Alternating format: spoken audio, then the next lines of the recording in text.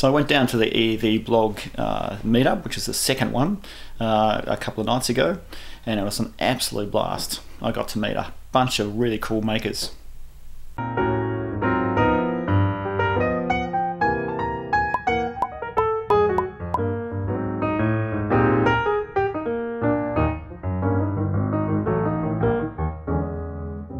So here I am down at the Dave Jones meetup. Bumped into a couple of people here. Bruno. Wow, man! And there's some guy over here. I don't know who he is.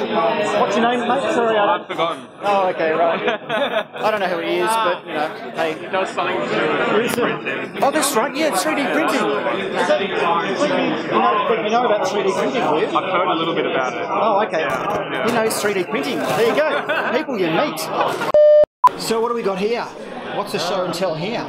This is the particle accelerator. You can go to Awesome Tech, and awesome.tech is the website, and you can see the videos of this in operation. It's like a desktop-sized particle accelerator. This is just a collection of parts to show off. And the thing that's really exciting, as you'll see on the latest update video, is that with some custom magnetic contours here, I've actually worked out how to get the ball to exit. So the ball will fly through here when you pulse this electromagnet. So yeah, a lot of design work, but yeah, really satisfying to have that work out. So how are you handling the timing for that? Yeah, so essentially, rather than your software based. Yeah, exactly. Yeah, so rather than your grandfather's coil gun, which involved balancing inductance and capacitance.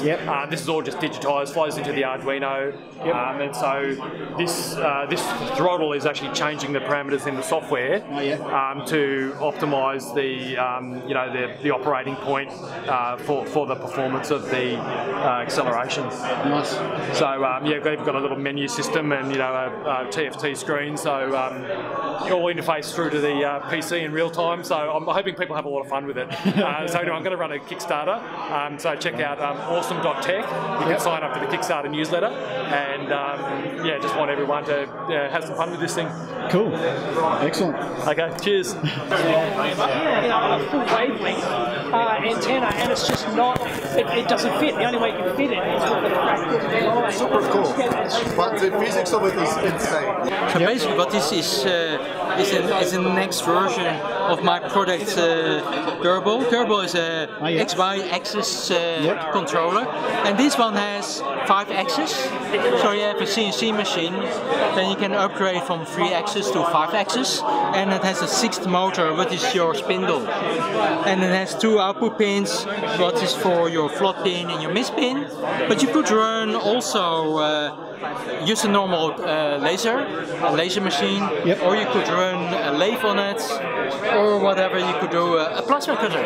And when you have a plasma cutter, you could actually use these pins or these MOSFETs to actually run a conveyor belt. So you have your steel, you cut it, and you pulse it with an M7 code, and it runs the next plate. So you can automate your machine.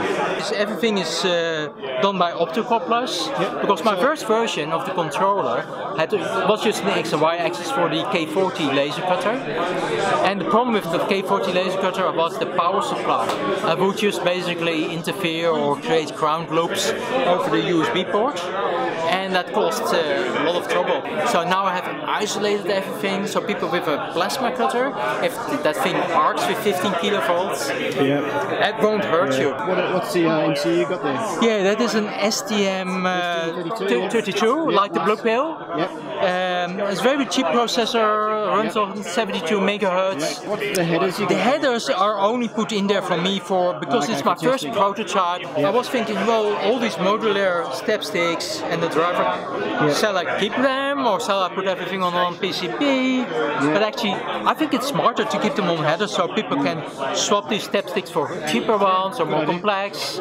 Because if you have step sticks with more micro steps, it becomes more accurate, but you lose a lot of torque. So for a CNC machine, it's not good. And this one is a simple DC motor driver. It can go counterwise and clockwise. It can deliver 5 5 amp by 60 volts. That's about 300 watts.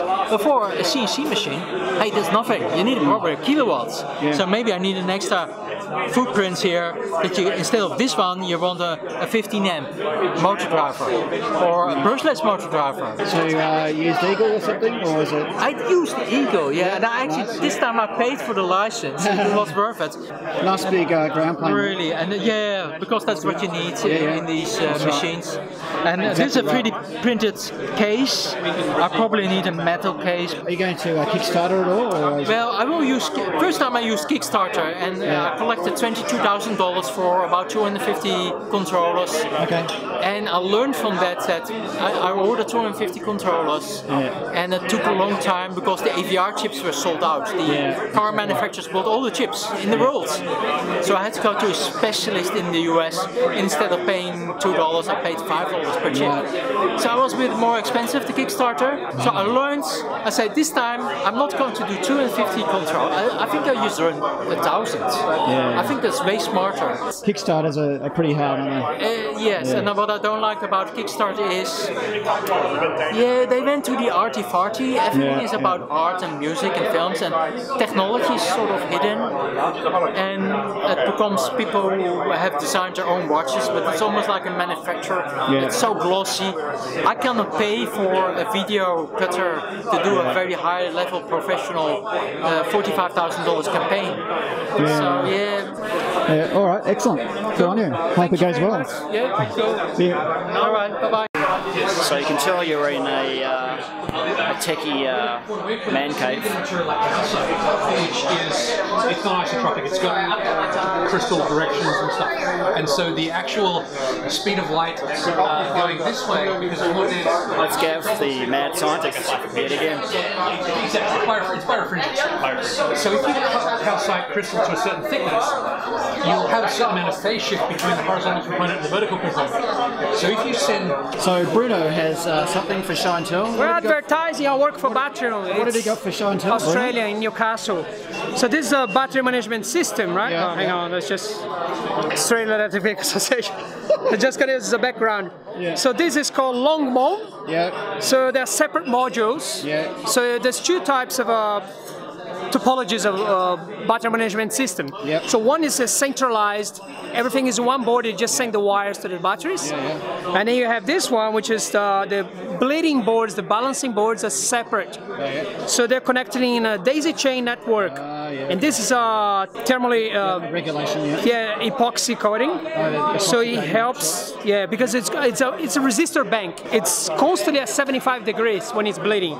So like chance of something go wrong and like start melting, whatever, or things touching and shorting. I have thermistors on there as well. So got two temperature sensors. So one is to sense more like the ambient temperature, and the other one is to sense the resistor bank temperature. Right? And it's opto-isolated in one direction. $17. That's pretty good. So Australian dollars. And then it depends. So if you go 400 volts, or you got 96 series, right? My face. So 96 series. So it adds up. Like 17 times 96. It's a big money, but you're safe here. Like if something goes wrong, if the battery voltage goes back to front, one cell, when it goes down to 0, back to front, boom, you blow $17. You don't blow $1,500, $4,000 battery management system. So this is a very because you're not just connecting one or two batteries together. You're connecting a lot, 20, 30, 40 batteries. The most common setup is 7S, which is 24 volts, and 14S, which is 48 volts. So it's the inverters. So people like the power wall guys, the 18650 recycling or lithium iron phosphate guys. Are you going to make your own power wall? Yeah, I got some electric bus batteries. Nice. They're huge. They are 12 kilos each, 460 amp hours. It's a monster. And they're inside the bus. They set the world record for the longest trip in a single charge.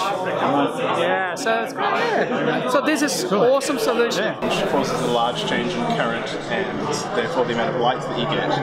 Which means that if you are adjusting the brightness by adjusting a PWM, you get a very coarse control of the amount of light that you're producing, right? But that's only true if you have a MOSFET down at the bottom here, because then the voltage of the output here is basically just, you know, PWM frequency times input voltage.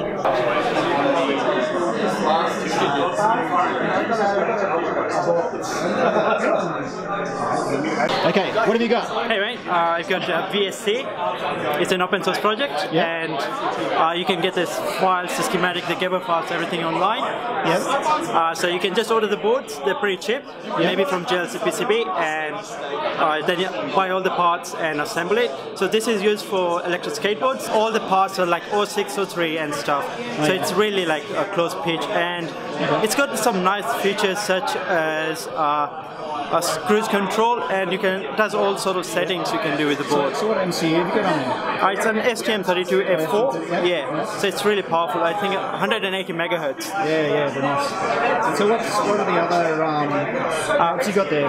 We got a stepper, three-phase motor controller IC at the middle.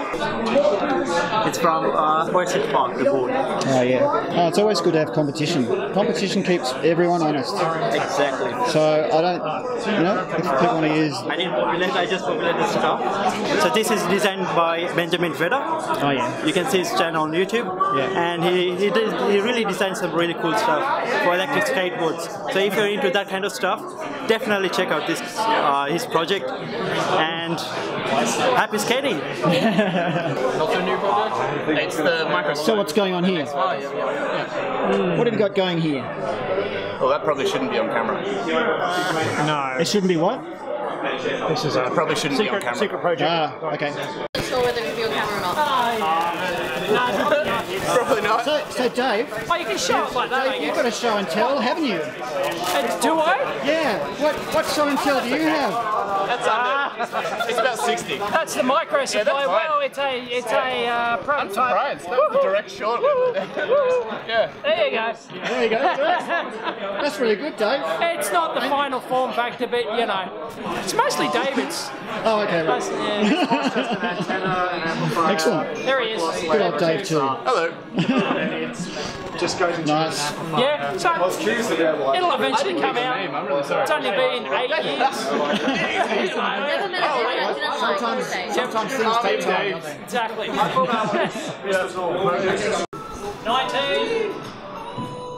19. Bueller. What have you got here for show and tell?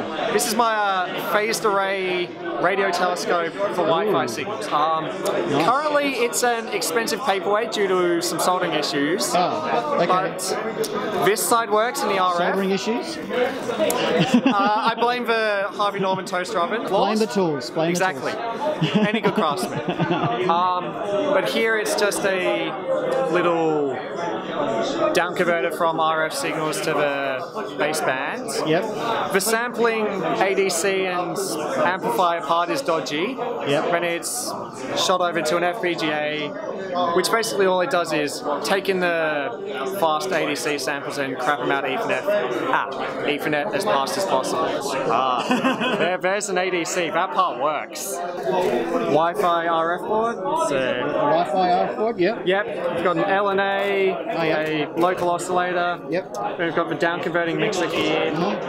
Converts it to a differential through this transformer. Yeah. Comes in here, gets amplified through some biasing and filtering passives, sampled, just interface to the FPGA and out it goes, and it's fine. Cool.